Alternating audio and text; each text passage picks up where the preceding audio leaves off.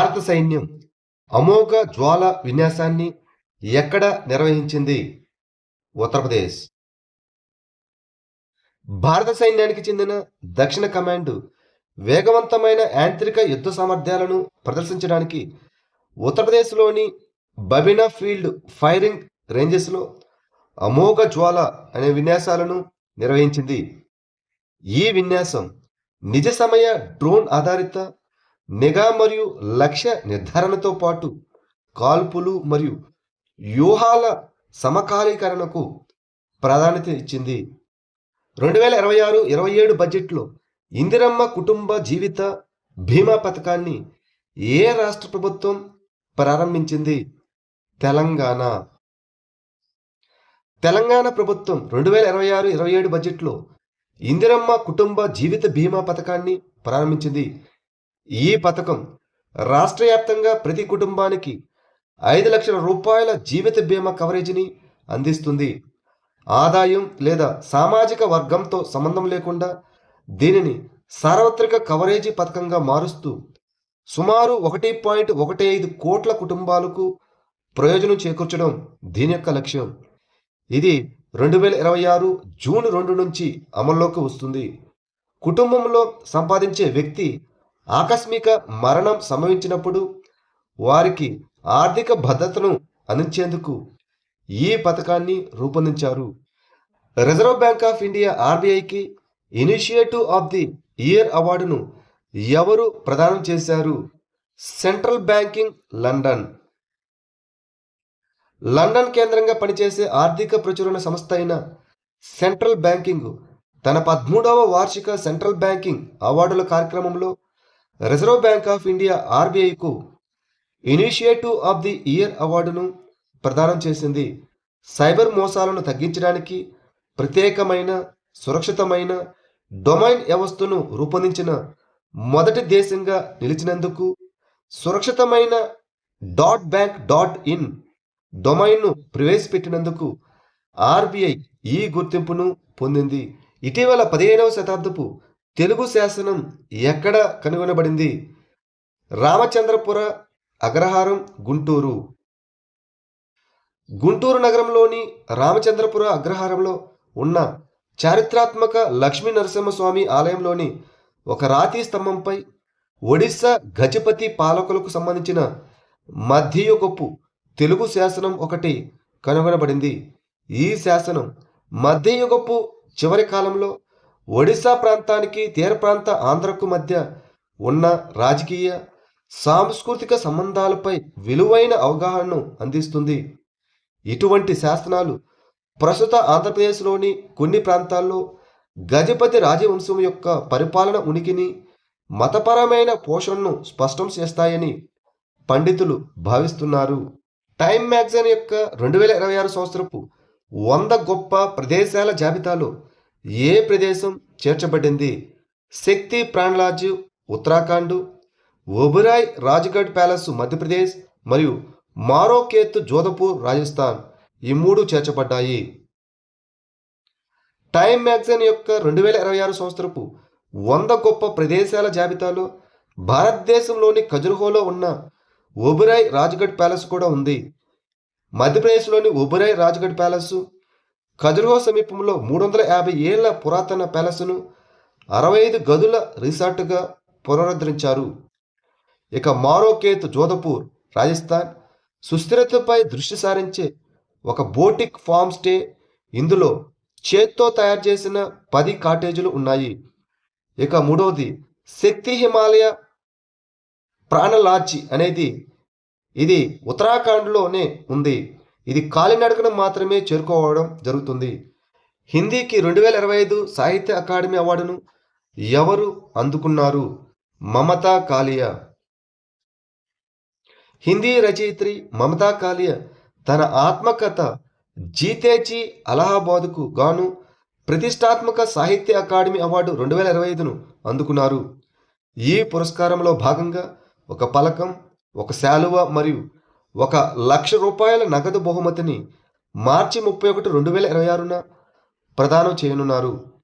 ప్రముఖ తెలంగాణ కవి మరియు రచయిత అయినటువంటి నందిని సిద్ధారెడ్డి తన కవితా సంకలనమైన అనిమేషకు గాను తెలుగు విభాగంలో ప్రతిష్టాత్మక సాహిత్య అకాడమీ అవార్డు 2025కు ఎంపికయ్యారు.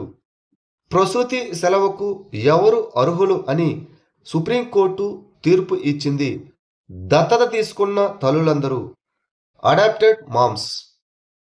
ప్రసూతి సెలవును ప్రాథమిక మానవ హక్కుగా ప్రకటిస్తూ బిడ్డ వయసుతో సంబంధం లేకుండా దత్తత తీసుకున్న తల్లులకు 12 వారాల వేతనంతో కూడిన ప్రసూతి సెలవుకు అర్హత ఉందని భారత సుప్రీంకోర్టు తీర్పు ఇచ్చింది.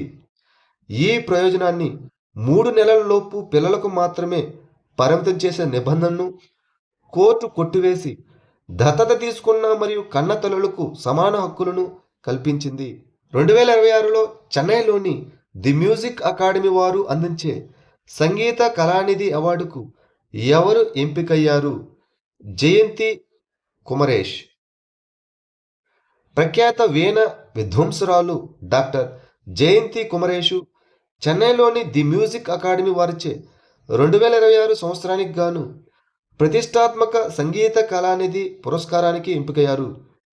అకాడమీ యొక్క 100వ వార్షిక సదస్సు మరియు సంగీత కచేరీల సందర్భంగా ఆమెను సత్కరించనున్నారు. తద్వారా కర్ణాటక సంగీతంలో ఈ అత్యున్నత పురస్కారాన్ని అందుకున్న గత 34 ఏళ్లలో మొదటి వీణ కళాకారిణిగా ఆమె నిలవనున్నారు. జీవ వైవిధ్య సదస్సుకు భారతదేశం ఏ నివేదికను సమర్పించింది? జాతీయ నివేదిక 7. పర్యావరణ, అటవీ మరియు వాతావరణ మార్పుల మంత్రిత్వ శాఖ 2026 ఫిబ్రవరిలో జీవ వైవిధ్య సదస్సుకు భారతదేశ 7వ జాతీయ నివేదికను సమర్పించింది. నవీకరించబడిన 2024-30 వ్యూహం కింద ఉన్న 23 జాతీయ జీవ వైవిధ్య లక్ష్యాలు అన్నీ సరైన మార్గంలో ఉన్నాయని మరియు కున్మింగ్ మాంట్రియల్ గ్లోబల్ బయోడైవర్సిటీ ఫ్రేమ్వర్క్కు అనుగుణంగా ఉన్నాయని ఈ నివేదిక హైలైట్ చేస్తుంది. ప్రారంభ్ 2026 అనగా వికసిత భారత్ మిషన్ కోసం విధాన సంస్కరణ మరియు బాధ్యతాయుతమైన చర్య అనే కార్యక్రమాన్ని ఏ మంత్రిత్వ శాఖ ప్రారంభించింది? ఆర్థిక మంత్రిత్వ శాఖ. ఆదాయ పన్ను చట్టం 2025పై దేశవ్యాప్త అవగాహన ప్రచారంగా ప్రారంభ 2026 అనగా వికసిత భారత్ మిషన్ కోసం విధాన సంస్కరణ మరియు బాధ్యతాయుతమైన చర్యను ఆర్థిక మంత్రిత్వ శాఖ ప్రారంభించింది. 1 ఏప్రిల్ 2026 నుంచి అమల్లోకి రానున్న ఈ కొత్త పన్ను చట్టంలోని నిబంధనలను ప్రింట్, టీవీ, రేడియో, డిజిటల్ మరియు సోషల్ మీడియా వంటి బహుళ మాధ్యమాల ద్వారా పౌరులకు పరిచయం చేయడమే ఈ కార్యక్రమం యొక్క లక్ష్యం. ప్లానెట్ ఇన్ ఫోకస్ ఎస్డీల అనగా సస్టైనబుల్ డెవలప్మెంట్ గోల్స్ల కింద పర్యావరణ సుస్థిరతను పెంపొందించడం అనే శీర్షికతో నివేదికను ఏ మంత్రిత్వ శాఖ విడుదల చేసింది? గణాంకాలు మరియు కార్యక్రమాల అమలు మంత్రిత్వ శాఖ, the ministry of statistics and programme implementation. గణాంకాలు మరియు కార్యక్రమాల అమలు మంత్రిత్వ శాఖ ప్లానెట్ ఇన్ ఫోకస్ ఎస్డీజీల కింద అనగా సస్టైనబుల్ డెవలప్మెంట్ గోల్స్ కింద పర్యావరణ సుస్థిరతను పెంపొందించడం అనే పేరుతో ఒక నివేదికను విడుదల చేసింది. ఈ నివేదిక స్వచ్ఛమైన నీరు మరియు పారిశుద్ధ్యం ఇది ఎస్డీజీ 6 కింద వస్తుంది, అనగా సస్టైనబుల్ డెవలప్మెంట్ గోల్స్ 6 కింద వస్తుంది. అదేవిధంగా బాధ్యతాయుత వినియోగం ఇది ఎస్డీజీ 12 కింద వస్తుంది. పర్యావరణ చర్యలు ఇది ఎస్డీజీ 13 కింద వస్తుంది. జలచర జీవనం ఇది ఎస్డీజీ 14 కింద వస్తుంది మరియు భూచర జీవనం ఇది ఎస్డీజీ 50లకు సంబంధించిన ఎస్డీజీలపై దృష్టి సారిస్తుంది. స్వచ్ఛ భారత్ మిషన్ ద్వారా భారతదేశం అన్ని జిల్లాల్లో సార్వత్రిక బహిరంగ మల విసర్జన రహిత హోదాను సాధించింది. ప్రపంచంలోనే అతిపెద్ద ధృవీకృత సహజ వాయువు ఎల్ఎన్జీ లిక్విఫైడ్ న్యాచురల్ గ్యాసు ఎగుమతి కేంద్రమైన రాస్ లఫాన్ పారిశ్రామిక నగరం ఏ దేశంలో ఉంది? ఖతార్. ఇరాన్లోని సౌత్ ఫార్స్ గ్యాస్ క్షేత్రంపై ఇజ్రాయెల్ దాడులు, దానికి ప్రతిగా ఖతార్లోని రాస్ లఫాన్ ఎల్ఎన్జీ కేంద్రాలపై ఇరాన్ క్షిపణి దాడులు చేయడంతో పశ్చిమ ఆసియా సంఘర్షణ తీవ్ర రూపం దాల్చింది. ఈ రాస్ లఫాన్ ఇండస్ట్రియల్ సిటీ ప్రపంచంలోని అతిపెద్ద ధృవీకృత సహజ వాయువు అనగా ఎల్ఎన్జి ఎగుమతి కేంద్రం. దీనిని ఖతార్ ఎనర్జీ అభివృద్ధి చేసింది. ఇది పర్షియన్ గల్ఫ్ తీరం వెంబడి ఈశాన్య ఖతార్లో ఉంటుంది. ఇది భారతదేశ ఎల్ఎన్జి దిగుమతుల్లో దాదాపు 40% సరఫరా చేస్తూ ప్రపంచ గ్యాస్ సరఫరా గొలుసుల్లో ఒక ముఖ్యమైన కేంద్రంగా పనిచేస్తుంది. బ్రెజిల్ ఏ వయస్సుల వారికి సోషల్ మీడియా నిబంధనలను కఠినతరం చేసింది. 16 సంవత్సరాల కంటే తక్కువ వయసు. వ్యసనకరమైన, హింసాత్మకమైన మరియు హానికరమైన ఆన్లైన్ కంటెంట్ను ఎదుర్కోవడానికి బ్రెజిల్ 16 ఏళ్లలోపు పిల్లలు మరియు కౌమార దశలో ఉన్నవారి కోసం సోషల్ మీడియా నిబంధనలను కఠినతరం చేసింది.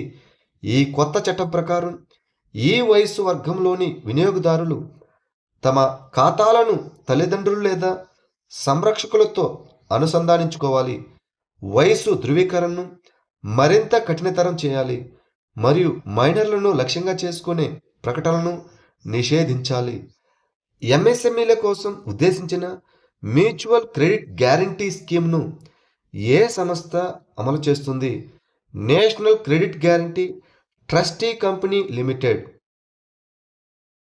ఎంఎస్ఎంఈ తయారీదారులు మరియు ఎగుమతిదారులకు రుణ మద్దతును మెరుగుపరచడానికి బడ్జెట్ 2025-26 కింద పరస్పర రుణ హామీ పథకం సవరించబడింది. ఈ పథకాన్ని national credit guarantee trustee company limited అమలు చేస్తుంది. ఇది యంత్రాలు మరియు పరికరాల కోసం 100 కోట్ల వరకు రుణాలకు 60% హామీ కవరేజీని అందిస్తుంది. యంత్రాల కోసం కనీస ప్రాజెక్ట్ వ్యయ అవసరాన్ని మునుపటి 75% నుంచి 60%కి తగ్గించింది. దీనివల్ల ఎంఎస్ఎంఈలు అర్హత సాధించడం సులభతరం అవుతుంది. ఐక్యరాజ్య సమితి ప్రపంచ నీటి అభివృద్ధి నివేదిక 2026ను ఏ సంస్థ విడుదల చేసింది?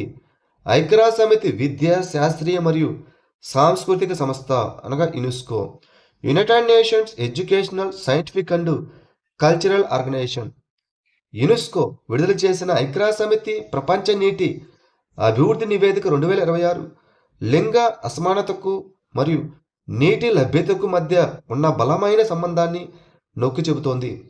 ప్రపంచవ్యాప్తంగా మహిళలు మరియు బాలికలు ప్రతిరోజు నీటిని తీసుకురావడానికి సుమారు 25 కోట్ల గంటలు వెచ్చిస్తున్నారు. ఇది వారి విద్య, ఉపాధి మరియు విశ్రాంతి అవకాశాలను పరిమితం చేస్తుంది. దాదాపు 210 కోట్ల మందికి ఇప్పటికీ తాగునీటి సౌకర్యం లేదు. దీని భారాన్ని మహిళలు మరియు బాలికలు అత్యధికంగా మోస్తున్నారు.